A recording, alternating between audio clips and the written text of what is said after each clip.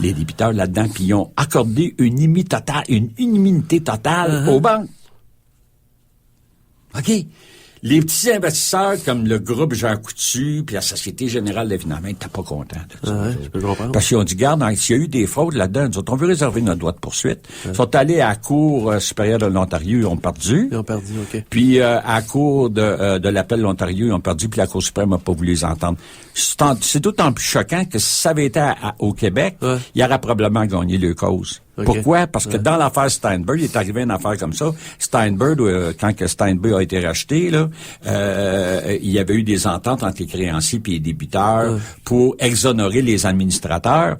Puis la Cour d'appel du Québec a dit non, vous n'avez pas le droit de faire ça.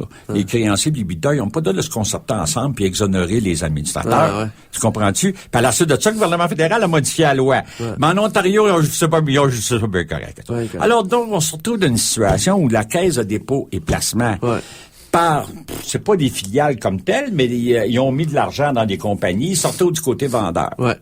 Puis en même temps, ils en achètent pour 13 milliards, sont du côté acheteur. Voilà. Alors, voici. On va mettre ça au plus simple pour les auditeurs. Supposons que toi, Benoît, t'as une grosse compagnie, puis t'as une filiale qui est propriétaire d'un gros immeuble dans le centre-ville de Montréal, puis ta compagnie veut racheter l'immeuble à un moment donné. OK? Alors, ça veut dire que du côté vendeur, tu as une obligation de transparence. OK? Faut que tu garantisses l'acheteur contre les vices cachés. Hein, grosso modo, là, sans qu'on rentre dans les détails. Là. Minimum. Autrement dit, quand tu vends quelque chose, tu as une obligation d'honnêteté et de transparence vis-à-vis le produit que tu vends. Il faut pas qu'il y ait des vices cachés, maître. Faut pas qu'il y ait des vices cachés, normalement, parce que là, tu as des problèmes. Puis du côté acheteur, il faut quand même que tu sois diligent, là. Tu peux pas acheter n'importe quoi. Si tu vas acheter une maison, ben, assure-toi, là, ou un immeuble. Assure-toi, tu vas avoir des experts qui vont aller vérifier à la maison pour voir s'il n'y a pas des vices cachés ou des trucs comme ça. Ou des, c'est normal. Donc, dans le papier commercial non bancaire, là, on se retrouve, je parle du point de vue de la Caisse de dépôt et de placement, surtout en 2002 puis 2006, c'est là que ça s'est passé. Là. Peut-être plus en 2004 en plus. Là. Disons 2004-2006, c'est là pas mal ça s'est passé. Du côté acheteur, tu dois faire preuve de diligence raisonnable. T'en achètes pour 13 milliards. Puis du côté vendeur, tu dois être honnête, tu dois faire preuve de transparence sur ton produit. Là, mon cher Pierre, tu me dis, concernant la chronologie, on dit 2004, on sait très bien que le gouvernement Charest est arrivé en selle ici au Québec en 2003, et on sait très bien qu'il y a eu une modification au rôle de la Caisse. En 2000... Ça, c'est important. C'est important dans la mesure ce qui s'est passé. Au niveau de la prise de risque, ça change la donne. Regarde, je vais employer un exemple là, pour que les gens comprennent bien.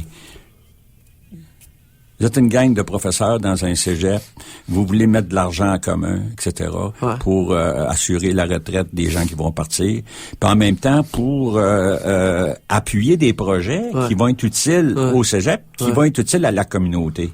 C'est ça, finalement, la Caisse de dépôt et de placement. Si on place ça à une grosse échelle. En 65, quand ça a été fondé, c'est qu'on met notre argent en commun.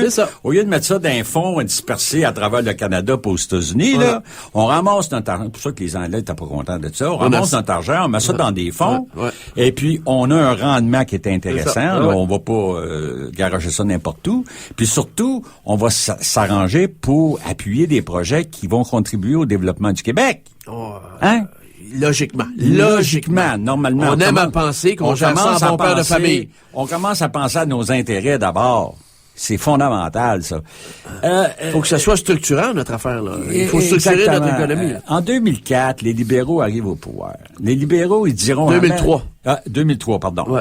2003, puis c'est arrivé... Celui qui devait être en studio, M. Landry, lui, quitte le pouvoir. Il y a libéraux, il y a des bonnes personnes là-dedans, sauf que... Puis dans leur programme, c'est pas marqué, mais sauf que l'idéologie, il faut pas se compter d'histoire, l'idéologie première des libéraux, c'est le jeu. La liberté individuelle de s'enrichir. On se comprend. Le bien commun, le bien québécois, le nous collectif est moins important. Hein? On se comprend. Donc, en 2004, ils arrivent puis ils sont arrangés pour faire modifier ou bonifier la loi.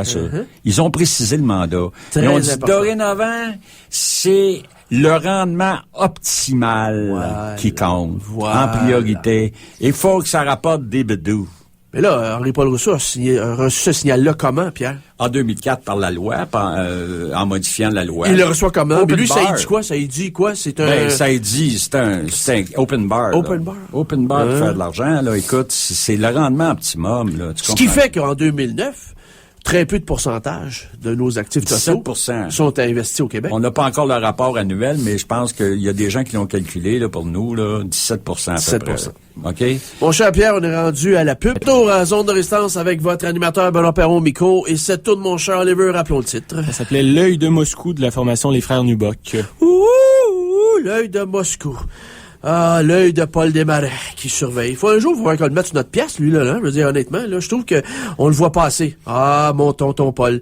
Grand commandeur de la Légion d'honneur. C'est pas n'importe quoi, quand même, hein?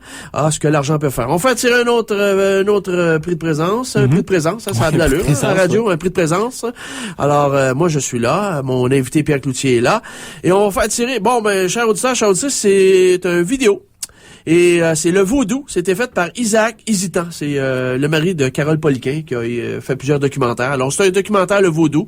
Et j'ai ici, à côté de moi, justement, une petite poupée fétiche. Et c'est Henri-Paul Rousseau. Qu'est-ce toi? Ah! Ben là, regarde, je suis sûr qu'à l'autre bout, il sent des choses très conviviales. Il sent bien, là. Ah ouais, non! Bon. Là, j'en ai un autre, c'est Richard Martineau. Là, je me suis assis dessus. Ah, mon Richard. Tu te sens un peu sous pression, mon Richard, hein? Incroyablement. Et j'en ai un autre ici, c'est Stéphane Gendron. Lui ici, je vais juste un petit taloche, ça va faire du bien. C'est bon pour, vois-tu, son ego. On va le ramener dans des choses. OK, on fait tirer ça. C'est bon, la poupée vient avec. Vous ouvrez la cassette, hop, il y a une poupée. Puis tu peux mettre la face que tu veux dessus. Puis là, certains, juste rentrer des petits épingles, ça fait un job. Ça fait un job. Non, mais c'est thérapeutique, ça, Pierre. On fait tirer ça à quel appel? On rappelle que c'est un VHS. C'est un VHS, oui, c'est un VHS quand même. Old school. Tu sais, une affaire à pédale, là. Plus tu pédales, plus l'image va vite. Tu ralentis la pédale, puis l'image va ralentir. Non, c'est très bien. 514-343-2476, je vais toujours prendre le troisième appel. Troisième appel, pas de problème. Alors, si c'est Henri-Paul Rousseau qui appelle, Dizzy qui appelle un autre poste. OK, on est toujours en studio avec Pierre Cloutier, mon invité. Pierre, on parle depuis le début de l'émission du scandale, parce que c'en est un. Ayons pas peur des beaux. Ce qui s'est passé avec la Caisse des dépôts de placement et le fait qu'elle a picolé pour presque 13 milliards de dollars dans les papiers commerciaux adossés à des actifs non bancaires, c'est carrément un scandale. Notre ami Jean Charest est pris avec cette patate chaude depuis les élections dernières en décembre dernier. 8 décembre, on est allé au pôle de scrutin. Et là, maintenant, on a eu des résultats depuis février, quand les chiffres ont sorti. Un des bonhommes qui est en charge du risque à la Caisse des dépôts de placement, Richard Gay, avait été nommé par intérim et lui est tombé en maladie. Et puis, il n'est jamais revenu depuis novembre passé, au moment où les élections étaient déclenchées. Il fait beaucoup d'irrégularités, mais c'est juste des coïncidences. Et là, on a tout simplement su un peu plus le portrait global de la situation. Et toi, tu nous expliques très bien ça ce matin. J'apprécie énormément ta présence, que tu es parti de Sainte-Anne-de-la-Rochelle pour venir ici, pour le bénéfice de mes auditeurs et mes auditrices. C'est clair, c'est limpide, c'est fluide. Et là, tu nous parles, encore une fois, de Altermoneda, ce qu'ils ont fait avec Coventry. Tout ça, c'était coupé en rondelles, la titrisation. Bel emballage, c'est séduisant. On en bouffe en quantité industrielle. Et quel est l'impact pour tous les Québécois, Québécoises de tout ça? L'impact, vous en avez un petit idée. Hein? Tu sais, quand tu investis 13 milliards de papiers commerciaux qui s'avèrent toxiques, c'est des produits toxiques. Faut le dire. Veut pas, il y a des impacts, on l'a vu, là, ça a eu des effets, des conséquences directes sur les actifs de la Caisse, là. Voilà. On se cache pas d'idée. Puis pas juste la Caisse de dépôt, le Mouvement des Jardins aussi, là. Mouvement des Jardins, les autres, leur provision pour ristourne, ce qui caractérise le Mouvement des Jardins, tu sais, c'est le mouvement coopératif. C'est ça. C'est ça qui différencie le Mouvement des Jardins des banques. C'est-à-dire qu'eux autres, à tous les ans, ils donnent des dividendes sous forme de ristourne. Ouais. Mais là, ils en donneront pas cette année à hauteur de 62% parce qu'ils ont été obligés d'éponger. Hein, ils font des provisions pour perte. Provisions pour perte, puis d'éponger la toxicité là, qui s'est répandue dans les toilettes là, pour 2,5 milliards. Là, puis la Banque canadienne, la Banque nationale, qui est quand même une institution québécoise aussi pour 2,5 milliards. Ça commence à faire beaucoup d'argent. Et malgré tout cela, la Banque nationale